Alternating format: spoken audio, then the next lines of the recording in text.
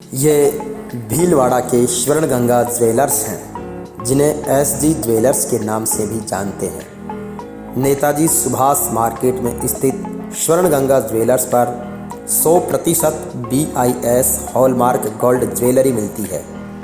सोने चांदी की शुद्धता पर खरे उतरने वाले स्वर्ण गंगा ज्वेलर्स के ऑनर मांगीलाल जाट और राम प्रसाद चौधरी अपने कमिटमेंट और सेवा भाव के लिए भी विशिष्ट पहचान रखते हैं। राजस्थान मेवाड़ जाट महासभा भीलवाड़ा की ओर से आयोजित प्रतिभा सम्मान एवं स्मारिका विमोचन समारोह में भी स्वर्ण गंगा ज्वेलर्स के मांगीलाल जाट और राम प्रसाद चौधरी को JVP मीडिया ग्रुप के विशेष सहयोगी के रूप में सम्मानित किया गया। तेजाजी के मेले की सबसे बड़ी बिंदोली नगर परिषद से लेकर ब्यावर तेजाजी मंदिर तक निकाली और पूरा ब्यावर तेजाजी में रम गया था। ऐसा रिकॉर्ड कायम करने वाले प्रतिभाओं के प्रोत्साहन के लिए जो हमेशा अग्रणी रहते हैं, सम्मान्य श्री ADM सुखराम जी खोकर साहब पधारे और हम सबके बीच में राजस्थान मेवाड़ जाट महासभा भीलवाड़ा के इस प्रतिभा सम्मान समारोह में इस जाट सभा जिला इकाई के पदाधिकारी गण, समस्त अतिथिगण और भीलवाड़ा जिले के प्रतिभाशाली बालक एवं बालिकाओं खिलाड़ियों, हम आज प्रतिभा सम्मान समारोह के माध्यम से जाट समाज को जागरूक करने के लिए इस मेवाड़ जाट सभा ने ये प्रतिभा सम्मान समारोह रखा गया। हम लोग सदियों से समाज की आधार रहे हैं, नींव रहे हैं। सभी लोगों को साथ में लेकर के चलने वाला यदि कोई समाज है तो वो जाट समाज है, जिसका हृदय बहुत बड़ा है।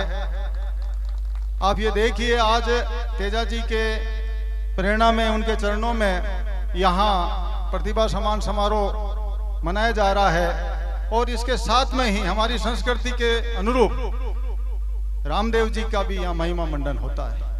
आप ऐसा उदाहरण किसी अन्य समाज में नहीं देख पाएंगे। ये हमारी खासियत है, ये हमारी शक्ति है। हम हजारों सालों से हमारे इस देश को, प्रदेश को सांस्कृतिक रूप से, सामाजिक रूप से, शक्ति के रूप से, सभी दृष्टि से हमने इस समाज को, इस देश को संजोया है, सींचा है। अब इस वेला में जो नया युग आया है, इस नए युग के अंदर जो असंख्य जाट समाज के लोग हैं, उनको जागृत होने की जरूरत है। हजारों साल तक हमारा यदि सभ्यता के हिसाब से इतिहास देखें तो खेती का आविष्कार बहुत पुराना नहीं है, लाखों करोड़ों वर्ष पुराना नहीं है, मात्र 10,000 साल पुराना है। जब जंगली घास, गेहूं, बाजरा इत्यादि की खोज किसान ने की थी, ये कोई खोज है वो हार्वर्ड विश्वविद्यालय नहीं था उस वक्त, किसान ने खुद ने की थी अपने जीवन को सुखी बनाने के लिए। इस किसान ने, जिसमें जाट अग्रणी था, खेती का आविष्कार करके गुमंतु जीवन के स्थान पर सभ्यता के रूप में सेटलमेंट करके ग्रामीण संस्कृति, ग्रामीण सभ्यता, शहरी सभ्यता जो 5,000 साल पहले सिंधु घाटी सभ्यता स्थापित हुई है, सबसे पुरानी सभ्यताओं में से एक है, जिसकी नींव के अंदर जाट नाम आज भी आवाज आ रही है। जब हमारी संस्कृति इतनी पुरानी है और हमने इस संस्कृति को संजोया है, लेकिन इसके साथ में कुछ कुरीतियां आई है कि जब आपने खेती करना शुरू किया तो सुरक्षित भोजन जब मिलने लग गया तो अन्य लोग भी आपके ऊपर आश्रित हो गए। किस तरीके से उन्होंने व्यवस्था बना करके जाट जो उस वक्त किसान करीब सभी लोग खेती करते थे, कुछ लोग परजीवी के रूप में जाटों के ऊपर निर्भर हुए और कालांतर के अंदर जब देश आजाद हुआ तो हम ये देखते हैं कि हमारी उत्पादन का आधा हिस्सा वो लोग ले जाते थे। उस स्थिति में हमें क्यों लाया गया? ये एक सर्व समाज की जो व्यवस्था होती है, उसके अंदर कुरीतियां आती है कि अपने आप को सुरक्षित रखने के लिए दूसरों के ऊपर बोझ डाल दिया जाता है। ऐसी स्थिति में आजादी के वक्त इस धरती का अन्नदाता अपना पेट पालने के लिए भी पूरा धान घर में नहीं रख सकता था। जब देश आजाद हुआ, जागृति आई, हम लोगों ने पढ़ाना लिखाना शुरू किया। 1950 के अंदर ये शुरुआत होते होते 1979 में चौधरी चरण सिंह प्रधानमंत्री की कुर्सी पर बैठ गया।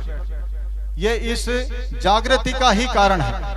लेकिन हम यदि इसके आगे और बढ़ते हैं तो कालांतर के अंदर लोगों ने इसके अंदर भी कुछ मादियां की कि किस तरीके से अब जब सारी किसान अपनी मेहनत अपने पास रखता है तो किस तरीके से इसको कमजोर रखा जाए। तो बाजार की व्यवस्था लागू की गई।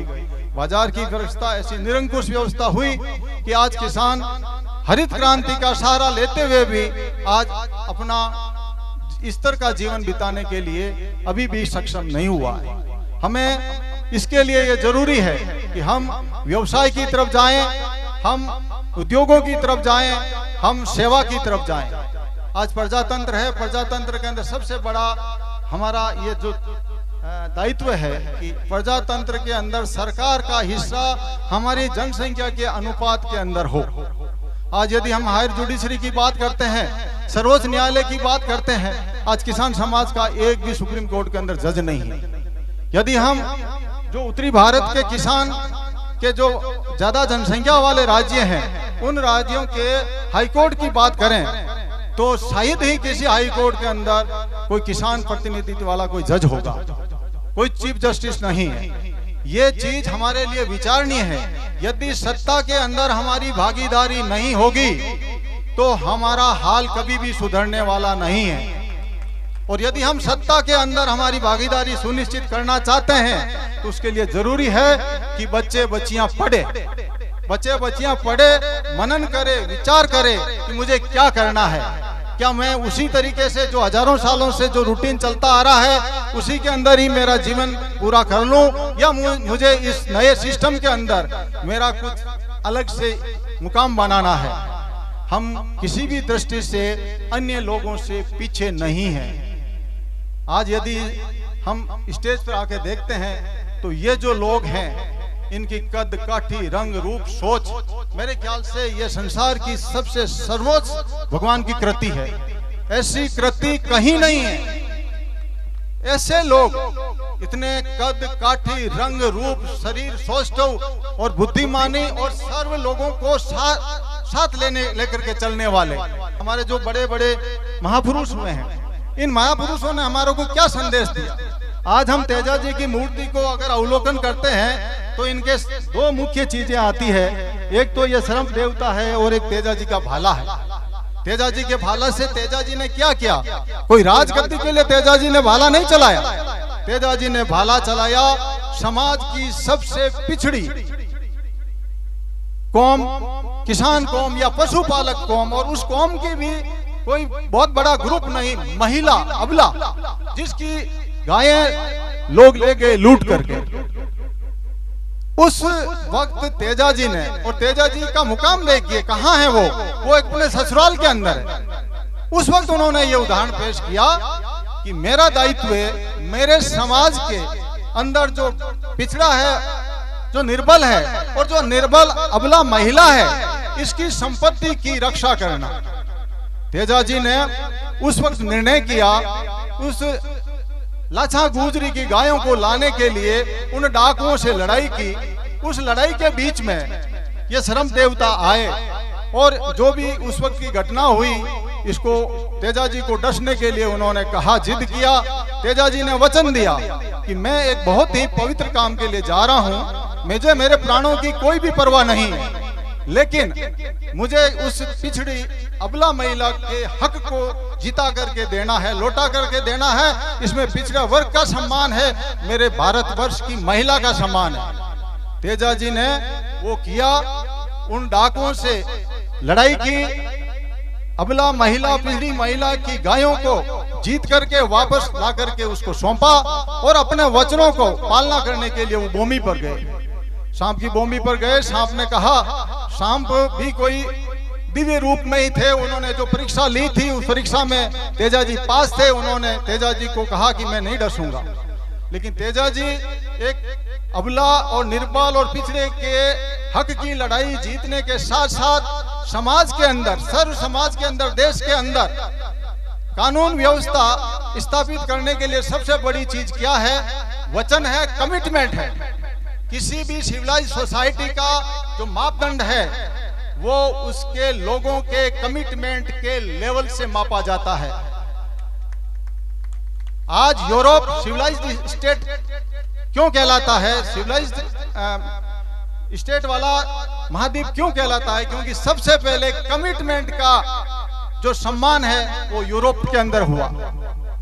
वो हमारे तेजाजी आज से 1000 साल पहले हम सबको, हम जाट समाज के लोगों को ही नहीं, किसान के लोगों को ही नहीं, पूरे भारतवर्ष के लोगों को ये संदेश देके गए कि कमिटमेंट सबसे, किसी भी सिविलाइज्ड सोसाइटी के लिए कमिटमेंट को ऑनर करना सबसे जरूरी है, अन्यथा कोई भी देश समाज चल ही नहीं सकता।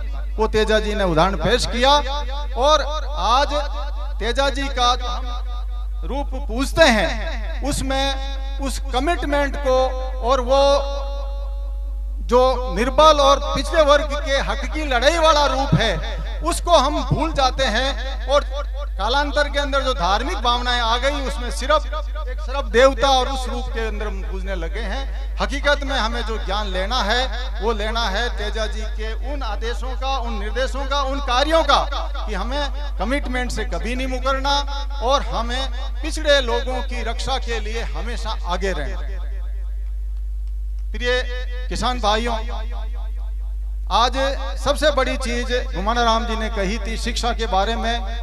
ये जो घुमानाराम जी ने जो बात कही है वो एक हकीकत है, लेकिन आपका जो ये एरिया है वो एरिया बाड़मेर की एरिया से प्राकृतिक रूप से थोड़ा बहुत सुविधाजनक होने के कारण आप लोग संघर्ष में इतने जुझारू नहीं हो पाए जितने घुमानाराम जी या उसके एरिया के हो पाए। जो चीज हकीकत उन्होंने रखी कि ये 5-6 किलोमीटर दूर पढ़ने जा रहे हैं, शाम के वक्त जब पानी की जरूरत है, इनकी माँ पानी भरने जा रही है तो एक साथ 2 घड़े आ जाए, बेटे के लिए भी एक घड़ा साथ में लेके जाती। देखिए संघर्ष की आप कल्पना कीजिए। आप बच्चों, आज आपके पास में आपकी मम्मी रोटी बना करके देती है।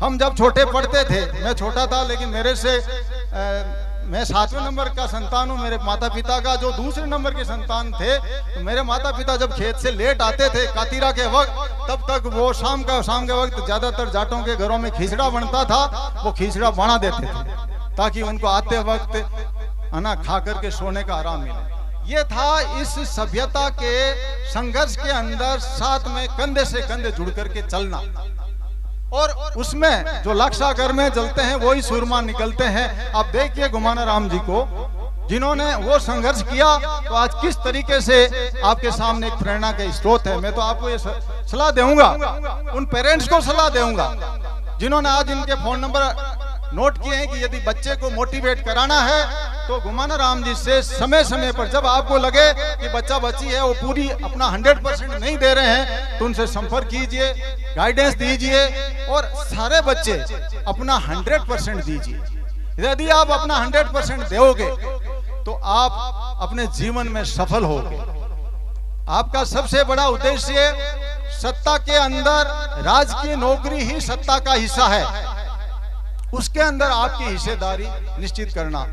आपकी जनसंख्या, मैं मोटा मोटा अनुमान लगाता हूं कि भीलवाड़ा जिले के अंदर लगभग 10% जाट जनसंख्या है।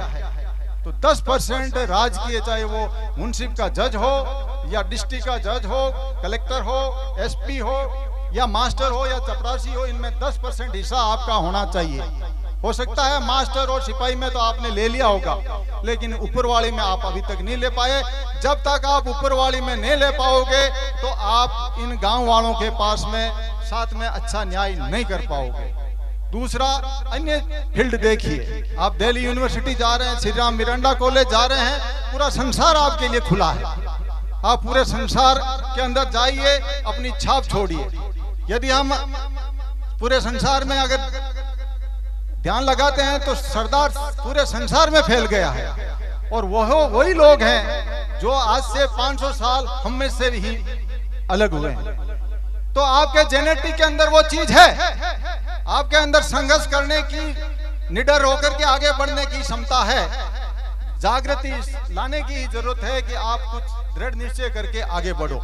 हम सब लोग यदि ये दृढ़ संकल्प करें कि किसी भी तरह की कुरीति जिसके अंदर पैसा खर्च होता हो हम नहीं करेंगे। पैसा की सबसे पहली प्राथमिकता है हमारा खुद का अच्छा भोजन, अच्छा स्वास्थ्य, बच्चे की अच्छी शिक्षा, बच्चे का अच्छा धंधा। उसके बाद में अगर बच जाता है तो एंटरटेनमेंट लीजिए, कला और संस्कृति के विकास में कीजिए। लेकिन हर जैसे समाज के अंदर कोई न कोई आगे आकर के आगे बढ़ाता है, उसी तरीके से परिवार में भी हर किसी का दायित्व है। जैसे गोमाना राम जी ने कहा कि मुझे मेरे पिता ने पढ़ाने का मौका दिया, मैं सफल हुआ तो मैंने मेरे भाइयों को पढ़ा रहा। मेरे पिताजी ने, हम 4 भाई थे, चारों भाइयों को पढ़ाने का मौका दिया और हम चारों भाई सरकारी सेवा में आए। जय हिंद, जय भारत, तेजाजी महाराज की जय हो।